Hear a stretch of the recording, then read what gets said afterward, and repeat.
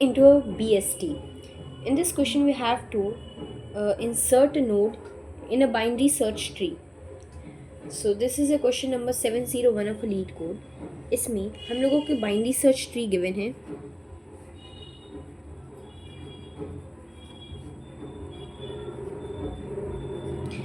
इसमें हम लोगों को एक वैल्यू भी गिवन है और उसको हम लोग को BST में इंसर्ट करना है. BST की एक बेसिक प्रॉपर्टी होती है कि लेफ़्ट पार्ट में हमेशा छोटी वैल्यूज़ होती हैं और राइट पार्ट में हमेशा बड़ी वैल्यूज़ होती हैं. सो there may exist also multiple valid ways for the insertion as long as the tree remains BST after insertion. So we can return any of them.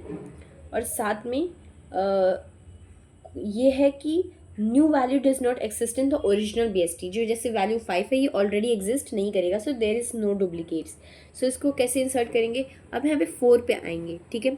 अब चेक करेंगे क्या जो 5 है इससे बड़ा है या छोटा है. बड़ा है तो ऑफकोर्स ये इसके राइट साइड में होगा. क्यों. क्योंकि हमेशा BST में लेफ़्ट साइड में उससे छोटी नोट्स होती हैं और उसके राइट साइड में उससे बड़ी नोट्स होती हैं. जैसे 4 है, अब उसके राइट साइड में 7 है. अब 7 से 5 छोटा है बड़ा. छोटा इसलिए हम लोग इसको लेफ़्ट साइड लगा देंगे. ठीक है. इसके और भी बहुत सारे तरीके वैलिड हैं. फॉर एग्जांपल हम लोग इसको ऐसे भी कर सकते हैं कि 5 को ही रूट बना दें, फिर 2, फिर 1, फिर 3, फिर 4, फिर इधर 7. ठीक है. किसी भी तरीके से कर सकते हैं. Just we have to return the real BST, the valid BST after inserting. So सबसे पहले जब भी हम लोग कहीं पे इंसर्ट कर रहे हैं, चाहे वो लिंक लिस्ट में हो, चाहे वो बाइनरी ट्री में हो, चाहे वो बाइनरी सर्च ट्री में हो, जब भी अगर न्यू नोड जो इंसर्ट करते हैं तो हम लोग को उस न्यू नोड को बनाना पड़ता है. सो चेक करेंगे कि अगर रूट एग्जिस्ट ही नहीं करता, रूट एग्जिस्ट ही नहीं करता तो जस्ट जो हम लोगों का नोड है वही रूट बन जाएगा. सो इस केस में हम लोग क्या करेंगे, रिटर्न कर देंगे न्यू ट्री नोड वैल्यू डाल के. ठीक है. और वही हम लोग का रूट बन गया. हम लोग यहाँ पे नोड बनाए, उसी को रूट बना के just we have to return that. Okay. कुछ भी चेंजेस नहीं करने हैं. लेकिन अगर ऐसा नहीं है, उसमें नोट्स और हैं, तब क्या करना है, एक पॉइंटर लेना है कर, और वो कर जो है, वो जो कर है वो रूट को ही पॉइंट कर रहा होगा. और जब तक कर है तब तक हम लोग ये लूप चलाएंगे.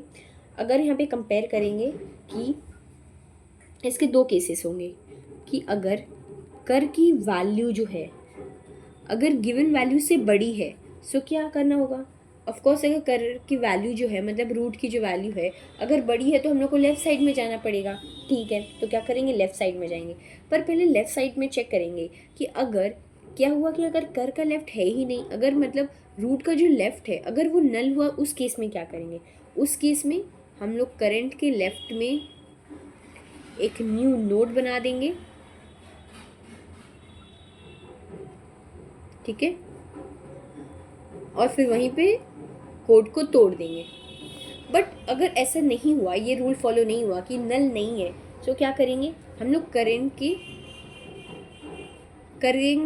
के लेफ्ट में जाएंगे. इससे क्या होगा, जो रूट है रूट अपने लेफ्ट में चल जाएगा. सो बेसिकली उससे कंपैरिजन होगा कि उससे बड़ा है या नहीं बड़ा है. बट अगर यही केस फॉलो नहीं होता कि करंट की वैल्यू से बड़ी नहीं होती, तब क्या होता, इस केस में एक एल्स केस आता कि तब हम लोग को राइट साइड जाना पड़ता.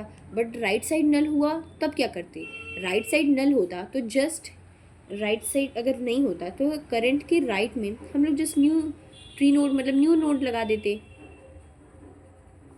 ठीक है. और फिर वहीं पे ब्रेक कर देते और फिर उसको करंट के और राइट में ले जाते अगर ये रूल फॉलो नहीं होता. क्यों, अगर अगर देखो ऐसे दो है. सबसे पहले तो BST में प्रॉपर्टी है कि अगर छोटा है, अगर रूट की वैल्यू बड़ी है तो हम लोगों को अपना करंट पॉइंटर लेफ्ट में ले जाना पड़ेगा. ठीक है. लेकिन अगर करंट पॉइंटर जो रूट को पॉइंट कर रहा है अगर वो छोटा है, जैसे करंट की वैल्यू अगर बड़ी है तो हम लोग को लेफ्ट में ले जाना पड़ेगा. लेकिन अगर करंट की वैल्यू छोटी है तो हम लोगों को राइट में ले जाना पड़ेगा. और उसके अंदर भी एक एक इफ़ केसेस लगाने पड़ेंगे कि अगर मान लो अगर हम लोग लेफ्ट में गए पर वो नल है, तब क्या करेंगे, जस्ट हम लोग अपना नया जो नोड बनाए हुए हैं उसको चिपका देंगे. और राइट में गए और नया नोड के लिए, लेकिन वहाँ पे नोड है ही नहीं, वो नल है, सो उसमें हम लोग अपना नया नोड चिपका देंगे। बट ऐसा हुआ कि अगर नोड्स एग्जिस्ट करते हैं तो चुपचाप अपने करंट पॉइंटर को लेफ्ट या राइट मूव कर देंगे अकॉर्डिंगली करंट की वैल्यू से कंपैरिजन करके, ठीक है। और फिर जब एक टाइम आएगा जब करंट का लेफ्ट एग्जिस्ट नहीं करेगा, करंट का राइट एग्जिस्ट नहीं करेगा, ऑटोमेटिकली वो जो नोड है वहाँ पे अटैच हो जाएगा। फॉर एग्जांपल सबसे पहले ये 4 था, ठीक है, अब करंट यहाँ पे है। अब सबसे पहले चेक होगा इफ़ में और एल्स में। इफ़ में कि करंट की value that is 4 is greater than 5 और 4 इज़ लेस देन 5। तो ऑफकोर्स इफ़ केस तो फॉल्स हो गया, क्योंकि 4 जो है, जो करंट की वैल्यू है, वो वैल्यू से बड़ी तो नहीं है। सो हम लोग किस में जाएंगे, हम लोग एल्स केस में जाएंगे। अब एल्स केस में हम लोग को चेक करना है कि जो अगर एल्स केस में गए तो एल्स केस में क्या है, 4 है, इधर राइट में गए। अगर यहाँ पे कोई नोड नहीं होता, जैसे 4 के इधर 7 है, बट कोई नोड नहीं होता, तो जस्ट हम लोग यहाँ पे जाके अपना नोड लगा देते चुपचाप से 5। बट ऐसा है कि नोड तो एक्सिस्ट करता है, 7 नोड एक्सिस्ट करता है, तो चुपचाप बस अपना करंट पॉइंटर इधर मूव कर देंगे। अब वापस से कंपैरिजन करेंगे कि जो 7 है, अब करंट पॉइंटर इधर आ गया, ठीक है। सो इसका भी इफ़ और एल्स 2 केसेस बनेंगे कि जो 7 है वो ग्रेटर देन 5 है, कि जो 7 है वो लेस देन 5 है। ऑफकोर्स इस बार इफ़ केस चलेगा, इफ़ केस चलेगा, एल्स केस नहीं चलेगा। इफ़ केस में क्या करते थे, सबसे पहले अगर इफ़ करंट की वैल्यू जो कि 7 है वो ग्रेटर देन 5 है तो इसमें आ गए। अब अगर करंट 7 का लेफ्ट एग्जिस्ट नहीं करता है, ऑफकोर्स 7 का लेफ्ट तो नहीं है, तब क्या करना है हम लोग को, चुपचाप करंट के लेफ्ट में दैट इज 7 के लेफ्ट में अपना न्यू नोड चिपकाओ और बस इस कोड को ब्रेक करके चले जाओ। सो 7 के लेफ्ट में हम लोग को क्या करना पड़ेगा, ऐसे 7 के लेफ्ट में हम लोग अपना न्यू नोड चिपकाएंगे और चुपचाप चले जाएंगे।